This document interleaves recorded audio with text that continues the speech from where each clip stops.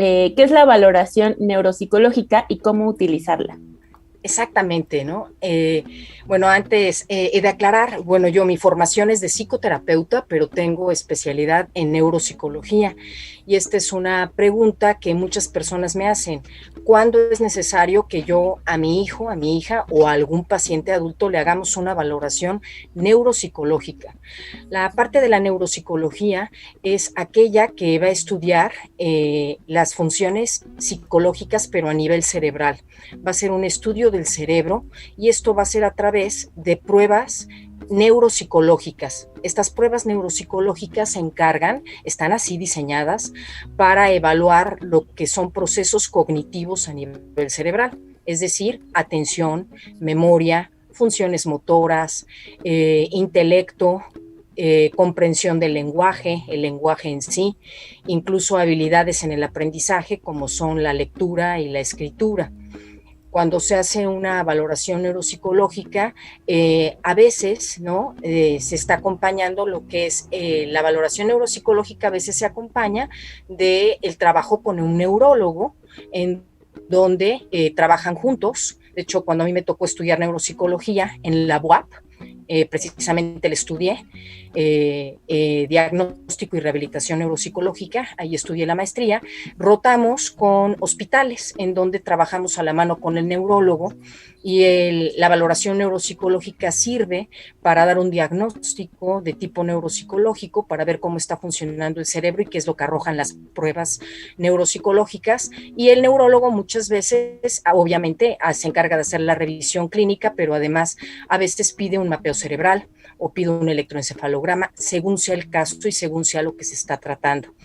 ¿Cuándo es necesario hacer una valoración? Esto es importante saberlo. Muchas veces los que somos papás nos percatamos que lo que está presentando mi hijo es una dificultad en el aprendizaje y a veces no sabemos qué es lo que le está pasando. Vemos que le cuesta trabajo concentrarse o vemos que hay una dificultad en retener el material que le presentan en la escuela. Ahí podemos llegarnos a cuestionar si es necesario hacer una valoración neuropsicológica, sin tenerle miedo, ¿correcto? Porque la valoración no la pueden hacer a cualquiera, ¿correcto? Yo he llegado a hacer valoraciones neuropsicológicas para ver habilidades en una persona que quiere estudiar una vocación.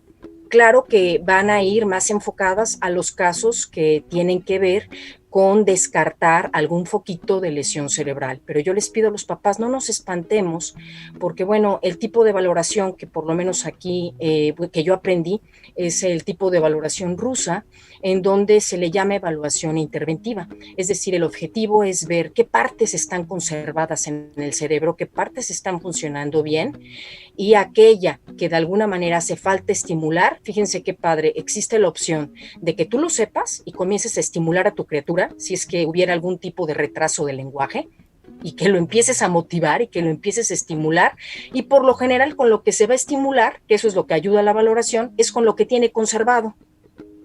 Okay. O sea, si mi hijo tiene un problema en la articulación de las palabras, lo que le llamamos el punto y el modo de la articulación, punto y modo es cómo coloco yo mi boca para sacar los fonemas.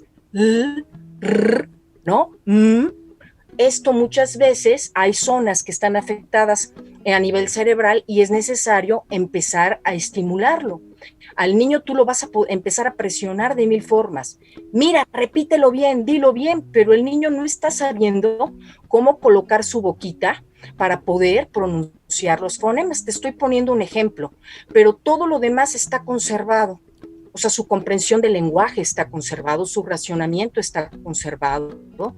A la persona que se le aplica una valoración no es una persona que no entienda. Por eso muchas veces se ponen de malas este tipo de pacientes, porque dicen, me tratas como si no entendiera, me tratas peor, bueno, se enojan muchísimo y terminan disgustados a veces de estar visitando a tantos médicos y a tantas personas porque no los están ayudando en el problema que se está manifestando. Ok. Pipis, y hay forma, o sea, ahorita nos hablaste de que los papás se pueden dar cuenta de ciertas cosas en los niños, pero hay forma de que ya de adultos nosotros mismos podamos identificar algo y de alguna manera hacer esta valoración? Mira, en el caso de los adultos, por lo general los casos a veces son, ¿no? Cuando hay algún traumatismo craneoencefálico, cuando alguien tuvo algún accidente y entonces hay un antecedente de antes y después.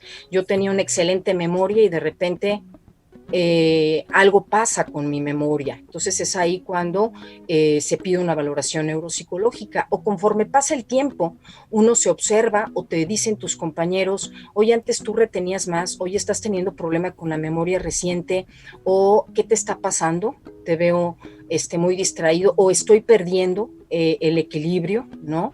Entonces es cuando podemos pedir que se haga una valoración para descartar cualquier cosa, ¿no? Hablo de un cuadro demencial en donde uno comienza a perder, ¿no? la memoria reciente, sin embargo la memoria a largo plazo se mantiene. Esta es la parte que hay que entender, o sea, el cerebro no funciona como el hígado, como el corazón o como el riñón, en donde todo tiene la misma función. El cerebro, cada partecita de la corteza cerebral tiene una función en específico. Entonces, si hay una parte que está descargando mal o en una parte en donde hay lesión, es importante saber qué es lo que está sucediendo para comenzar a ayudar a esta persona. Okay. Pipis, por cierto, vi hace tiempo una película que se titula Lucy, que es de una chava que desarrolla precisamente estos niveles de partes del cerebro, pero a su máximo porcentaje. Realmente hay un nivel ideal en el que se tenga que tener estimulado ciertas partes, ciertas reacciones del cerebro.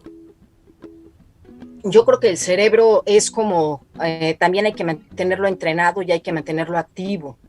Se han hecho algunos estudios que mientras nosotros mantengamos estos ejercicios a nivel cerebral, que pueden ser ejercicios básicos, como ahora nos volvemos muy flojos y ya queremos utilizar para todo la calculadora, ¿no? Pero todo lo que implique este cálculo mental, que es más de una función, ¿no? Hay quien visualiza los números, hay quien utiliza la parte del razonamiento, hay más de una función que tú estás conectando con tu cerebro, no lo hacemos flojo. Obviamente, te estoy hablando de un ejercicio como lo es el cálculo mental, pero habrá gente que ilumine otras zonas del cerebro, que esto me parece muy interesante. Se han hecho algunos estudios con los monjes tibetanos para ver qué zonas dentro de un mapeo cerebral se están activando con una meditación. Entonces, todo esto es súper interesante. De hecho, mi tesis fíjense, va a ser mi tesis de licenciatura en la Universidad de las Américas, fue acerca de cómo se afecta con mapeo cerebral el cerebro y cómo cambia la actividad ante la lectura de una metáfora. Pensando, ¿no?, que si la metáfora que tiene esta capacidad de generar estas visualizaciones, incluso un aprendizaje, ¿no?, dentro de la misma lectura, al haber esta modificación a nivel cerebral, pues imagínate qué no estaría sucediendo si yo doy una psicoterapia a una persona. Esta parte también hablaría de que si yo hago un estudio control y después llevo unas 5 sesiones de psicoterapia, después hago un control final, vamos a ver qué alteración hay o qué cambios hay a nivel cerebral. Entonces esto es un tema muy, muy interesante. Y Pipis, entiendo que hay ciertas cosas que son focos y que en algún momento es recomendable ponerles atención y hacer, digamos, la revisión correspondiente. Pero si no hay ningún foco, ¿también es útil hacerlo de repente? O sea, un poco para ver en qué estás, porque a lo mejor no te has dado cuenta o porque no tienes ningún foco, pero es importante conocerte. Fíjate que sí, yo diría que sí. O sea, la gente va a decir, híjole, esta está bien loca, ¿no? Porque solamente es en el caso en el que hay pero mira, yo llevo un ratito dando psicoterapia y la verdad, sí, yo creo que debemos de estar interesados en nuestro cerebro y cómo funciona y sacarle todo el potencial. Lo que hablaríamos lo que hablaría Vygotsky, que es desarrolla tu zona de desarrollo próximo. O sea, no solamente te conformes con saber cómo está funcionando tu cerebro, sino vámonos a un nivel donde me puedo desarrollar mayor. Yo lo he llegado a ocupar con personas normales y me ha servido muchísimo, por ejemplo, para chavos que no saben qué van a estudiar. Entonces imagínate que sales con una gran habilidad de tipo visoespacial o que sales con una gran habilidad de lenguaje. Entonces ellos mismos les refuerza su autoestima y dicen, híjole, sí, yo soy muy bueno para esto. Entonces voy a empezar a ver si mi cerebro funciona de esta forma, o yo capto más a nivel visual, o yo el material, si me lo presentan hablado, lo capto más, o yo quiero ser músico y la parte auditiva se me da más.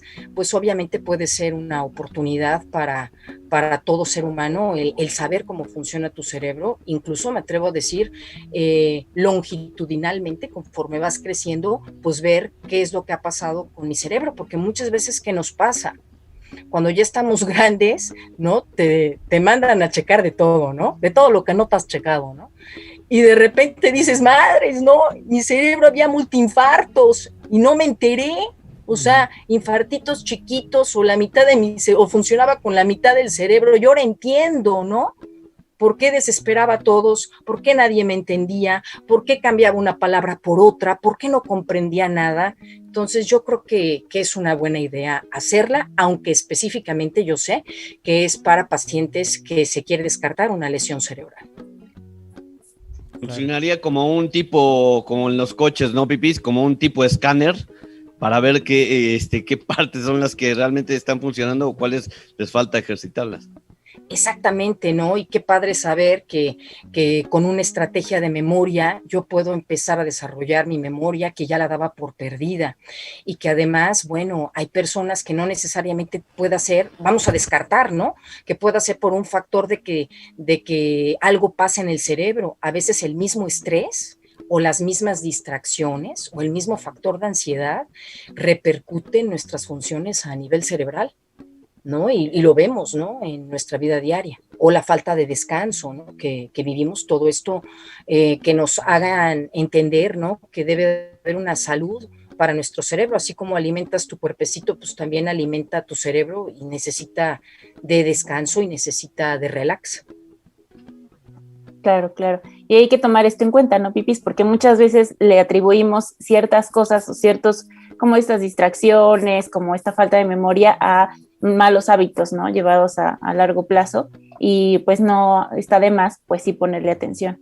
Exacto, y además una parte bien importante es que hablando de en neuropsicología infantil y en el adulto, cuando no le están atinando a lo que nos está pasando, el cerebro es tan maravilloso que va a tender a compensar, pero va a compensar mal, va a compensar como puede. ¿Qué es lo que pasa, lo que ustedes ven con las lesiones físicas? Puedes ir con el doctor o no puedes ir con el doctor, ¿no? O con el quiropráctico, con el fisio, que tal vez te tiene que enderezar el hombro, pero este cuerpecito se va a rehabilitar. Esta es la maravilla del cuerpo y el cerebro también lo va a hacer.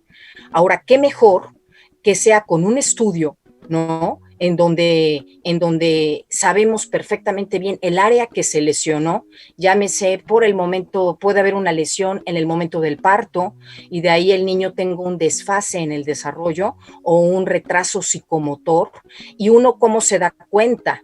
Yo sé que cada niño, y soy psicoterapeuta, desarrollará las funciones que le toquen en el tiempo que le toquen. No creo que sea tampoco de libro, pero si tengo otros hijos y veo que mi hijo ya se desfasó, porque los comparas, los papás no somos tontos aunque querramos negarlo, ¿no? Mi hijo no está gateando, mi hijo no está caminando a la edad de mi otro hijo, ¿no? Mi hijo no está hablando, y ya mi hijo anterior a los 2 años y medio, a los 3, ya empezaba a decir una que otra palabrita. No nos espantemos, ¿correcto? Yo sé que habrá niños que aprendan a hablar a los 5 años y muchas veces las funciones cognitivas a nivel cerebral están relacionadas con nuestra herencia y con nuestra genética. Yo me he topado, es que mi hijo no hace pipí, ¿no? O el control de esfínteres no se está llevando a cabo a la edad que tenía que ser, ¿no? Como 2 años y medio o 3. Estoy asustado y a veces les pregunto a los papás, por favor, sin pena, ¿a qué edad ustedes pudieron hacer, ¿no? Pudieron controlar esfínteres, pipí, popó, ¿no? No, pues yo como a los 7, pero me dio mucha pena porque me ponían pañal, porque no podía. Entonces, obviamente, esto sus hijos lo van a lograr más o menos a esa edad.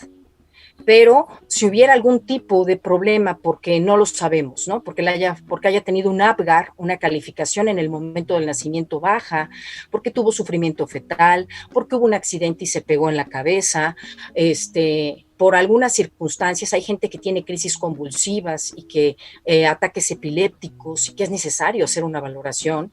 Entonces, imagínate la situación del niño que no se puede expresar. Son niños que empiezan a morder en el salón de clases, que empiezan a agredir al otro porque tal vez pueden comprender y no lo pueden expresar, o porque tal vez tienen afectadas las dos zonas. Y entonces, si nosotros le metemos una ayudadita, pues el niño se siente atendido, se siente comprendido, y no son niños que también, obviamente, al no entender qué les está pasando, pues también nosotros como adultos nos desesperamos. ¿Cómo no entiendes? Te doy una indicación 20 veces y tú no lo entiendes, y entonces pues al rato hay que atender también la autoestima, ¿no? Claro. Pipi, si ya detectaron a algunas personas que sus hijos, bueno, les vendría bien una valoración, ¿con qué especialistas con el que se tienen que acercar? Para valoración neuropsicológica es con un neuropsicólogo, y dependiendo del caso en específico. Si hablamos de una persona que tiene ataques epilépticos, evidentemente un médico neurólogo, que en donde el médico neurólogo será el especialista en el cerebro que decida qué se puede hacer por esta criatura y que pueda dar algún medicamento, y entonces juntos se pueda trabajar. El neuropsicólogo hace rehabilitación neuropsicológica que va en función de lo que les comentaba, ¿no? Ver cuál es el factor que está alterado a nivel cerebral, cuáles son los eslabones que tiene conservados, y proponer un método de rehabilitación para la criatura con formas específicas que se llevan para casa y para el salón de clases. Indicaciones, que sepan los papás cómo nos vamos a dirigir a él, que se lleven tarea para casa, qué tipo de ejercicios, cómo le voy a presentar las cosas a mi hijo para que me comprenda, y evidentemente para el salón de clases, para que las maestras también sepan. Entonces es un trabajo en conjunto en donde la criatura se siente apoyada por su médico, ¿no? Por su rehabilitador, por la escuela y por la casa. Pipi, ¿toda alteración o todo asunto de este que aparezca se puede corregir? ¿Se puede controlar? ¿Se puede modificar? ¿O hay algunos que ya no hay manera? Mira, hay dos tipos de rehabilitación. Cuando se hace la valoración, hay una rehabilitación que es dentro del sistema, en donde lo que se averigua es que no se lesionó. Supongamos que hablamos de una lesión en el lóbulo parietal, no se lesionó totalmente esta zonita, entonces puedo rehabilitar dentro del mismo sistema la función que se alteró, ¿no? Pero a veces sí, híjoles, se alteró esta función. Veámoslo como unos soldaditos de guerra, se murieron esos soldaditos, pero vamos a llamar a otros soldados. Rehabilitación entre sistemas, intersistema, en donde podamos suplir la función de los soldaditos que se murieron. Y va a haber circunstancias, ¿no? En donde, por lo general, ¿no?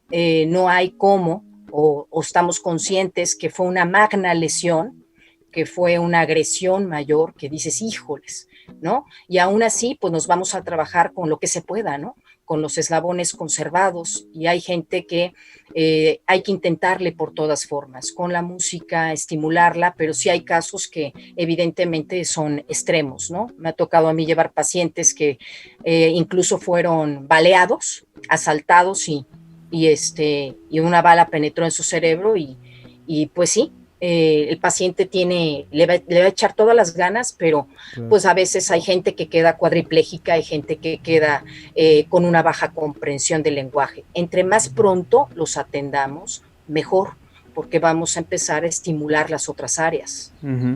Digamos que es como cualquier otra rehabilitación, ¿no? Cuando es muscular, lo mismo, ¿no? En cuanto más rápido empieces la rehabilitación, será mejor porque hay menos situación de músculo atrofiado. Pero exacto. Ahorita, ajá. Y además vamos a compensar nosotros, ese es el problema. Entonces el cerebro va a compensar como puede, y entonces después hay que quitar el vicio de la compensación que hizo. Claro. Ok. Hola, Pipis. Oye, hola. Ya regresé, ya ando acá. Oye, Pipis, fíjate que ahorita que te escucho, cuando Gerardo era muy pequeño, él no gateó. O sea, él como que se sentaba y hacía así como que con las pompitas y se iba arrastrando. Entonces, en algún momento me preocupé y me decían, no, es que hay algunos niños que gatean, algunos niños que no gatean y no pasa nada, ¿no? Nunca lo llevé, honestamente, a ver un médico ni así, pero no tuvo problemas para caminar. Caminó muy rápido, de hecho caminó al año, 2 meses. Pero él nunca gateó. Y ahorita te escucho y digo, bueno, ¿lo hice mal? No, fíjate que no. De hecho, yo te puedo compartir, muchos de mis hijos no gatearon. Uno de mis hijos no gateó más bien y era como arañita, o sea, no ponía las 4 extremidades, sino de arañita, y de arañita se fue a correr, ¿no? O sea, hay chiquitos que esta parte se la saltan, ¿no? Pero por lo general hay casos en donde ya grandes, incluso hay un especialista que es en rehabilitación de reflejos primarios, que son aquellos que lo que tú refieres, el gatear, ¿no? Esta serie de movimientos que son elementales en nuestra infancia, pero que si no se tuvieron y tu hijo tuvo un desarrollo normal, obviamente no pasó nada, correcto, pero hay gente que nos implica, vamos viendo que hay torpeza, ¿no? Son niños que ya vamos observando, ok, mi hijo no gateó, eso no es tan grave, ¿correcto? Eso, pues, a veces sucede, ¿no?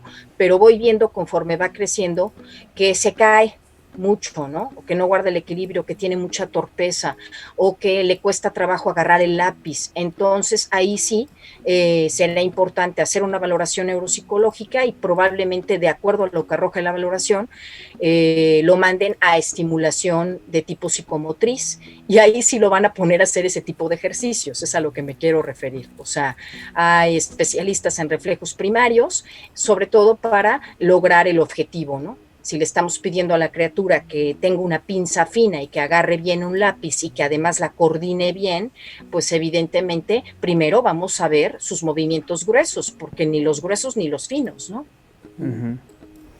Muy bien. Doctora, ¿cuál pondrías tú como la reflexión de esta sección, de este episodio?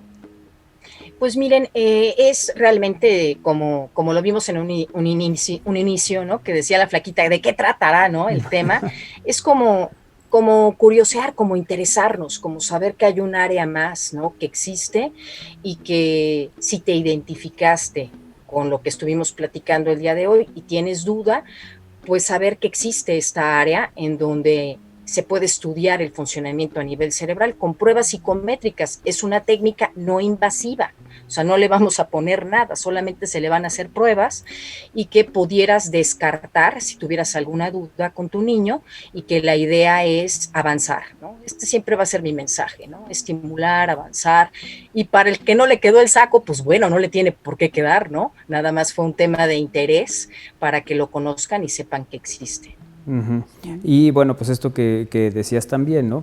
Es importante estar atento y revisarlo con niños, pero bueno, pues prácticamente a cualquier edad. A cualquier edad. En adultos, pues obviamente lesiones cerebrales, hay cuadros afásicos, que ya esto da para otro programa, que son trastornos del lenguaje y que son de distintos tipos debido a una lesión cerebral, y esto es muy común en los adultos que han sufrido traumatismos, lesiones cerebrales, embolias, trombosis, infartos cerebrales, que son muy comunes.